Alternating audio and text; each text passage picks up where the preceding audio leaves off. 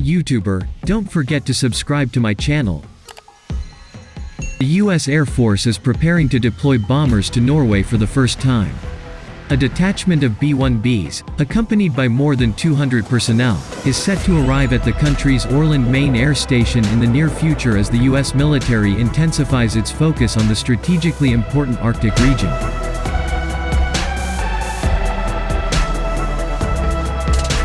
US European Command EUCOM announced today that an advance team was about to head to Ørland ahead of B-1Bs touching down, but did not say specifically when the bombers would arrive. There are reports that the aircraft could make their way across the Atlantic later this week, while the first airmen have already arrived in the country. The aircraft and airmen assigned to this Bomber Task Force (BTF) will all come from the 7th Bomb Wing at Dyess Air Force Base in Texas. Operational readiness and our ability to support allies and partners and respond with speed are critical to combined success, Air Force General Jeff Harrigan, commander of U.S. Air Forces in Europe and Africa, said in a statement. We value the enduring partnership we have with Norway and look forward to future opportunities to bolster our collective defense.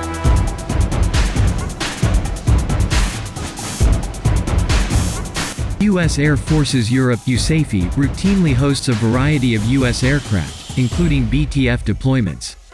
However, bombers have almost exclusively operated out of RAF Fairford in England, which serves as a dedicated bomber forward operating location in Europe, in the past.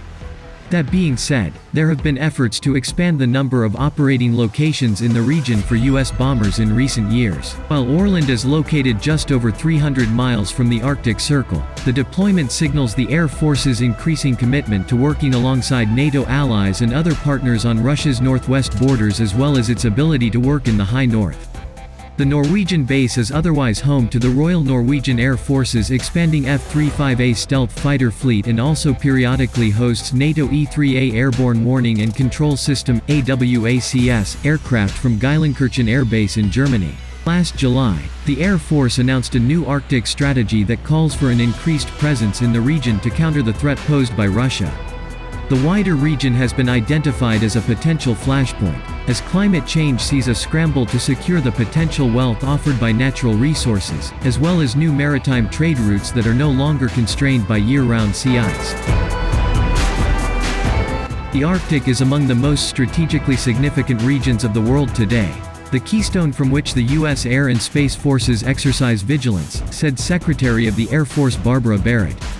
This Arctic strategy recognizes the immense geostrategic consequence of the region and its critical role for protecting the homeland and projecting global power. Until now, bomber missions over the Arctic have been staged out of RAF Fairford, while on other occasions non-stop missions have been flown from airbases in the United States. The upcoming deployment to Ørland will bring these aircraft much closer to the operating area and send a powerful signal to Moscow. Moreover, there is a significant value in the ability to deploy bombers to different locations from the perspective of distributed operations. Having only one base in the region where bombers are sent regularly is predictable and makes those assets vulnerable. The war zone has, in the past, also examined the increased risks posed to established bases.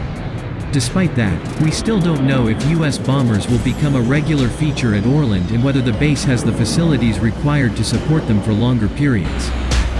Placing bombers in Norway, albeit on a temporary basis, is clearly in line with this new posture.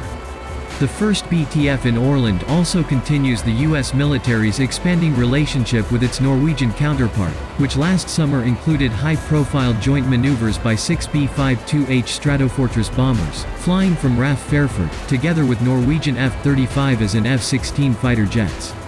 Similar missions were flown the previous year, too, again involving B-52s and F-16s.